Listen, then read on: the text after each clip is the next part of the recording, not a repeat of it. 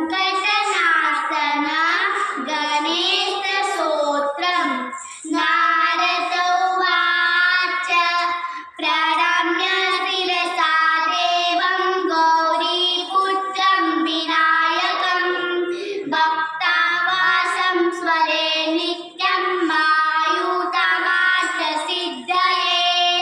प्रथमं वक्रतुण्डं च एकदन्तं द्वितीयकं तृतीयं कृष्णपिङ्गाक्षं गजवक्त्रं चतुर्थकं लम्बोदरं पञ्चमं च षष्ठं विकटमेव च सप्तमं विघ्नराजं च धूमवर्णं तथाष्टकं नवमं बालचन्द्रं च दशमं तु विनायकम् एकादशं गणपतिं द्वादशं तु गजाननं द्वादशैतानि नामानि संयम्य पठेन्नरः न च विघ्नभयं तस्य सर्वसिद्धिकरं प्रभो।